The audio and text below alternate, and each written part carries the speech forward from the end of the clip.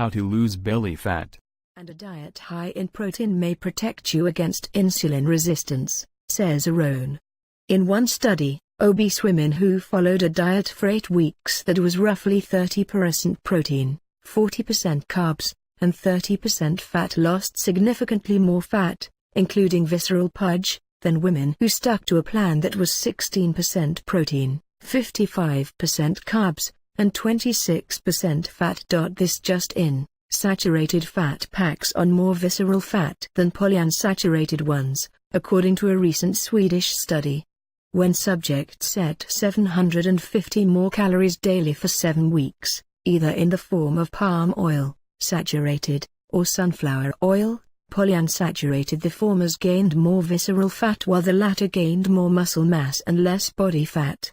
Polyunsaturated fats can be found in nuts, seeds, and fish. Obese people who consumed a tablespoon or 2 of vinegar daily for 8 weeks showed significant decreases in body fat, particularly visceral fat, according to a 2009 Japanese study. One theory is that the acetic acid in the vinegar produces proteins that burn up fat, explains Pamela Peake, MD, professor of medicine at the University of Maryland, author of Fight Fat After 40. Postmenopausal women who tried yoga for 16 weeks reported significant reductions in visceral fat in one 2012 study.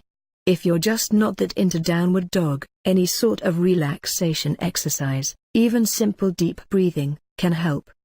The key is to lower levels of the stress hormone cortisol, which is linked to belly fat. Routinely squeaking by on 5 hours or less per night increases visceral fat levels, according to a 2010 Wake Forest University study. As you likely already know, 8 hours is ideal. Women who wake up and go to bed at the same time each evening have lower levels of body fat, according to a recent Brigham Young University study. Chaotic sleep habits cause your internal clock to go haywire, which in turn causes your body to secrete fat-storing hormones like cortisol. Don't worry so much about the scales when you're trying to lose belly fat. The changes you're making will replace fat with muscle, which weighs more, so you're likely to notice changes in the way your clothes fit before you notice changes on the scale. You'll feel better as a result of making lifestyle changes, which won't necessarily show up on your scales. Measure your waist to learn if you have too much belly fat. Wrap the tape measure around your stomach, just above your hip bone.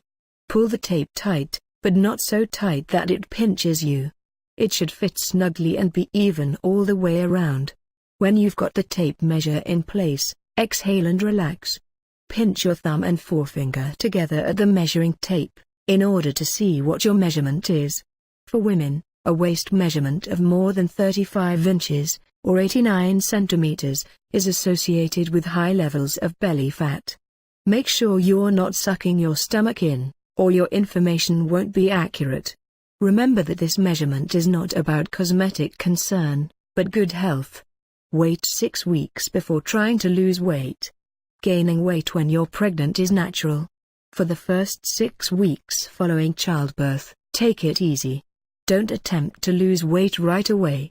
If you lose weight too soon, it can take longer for your body to recover from childbirth.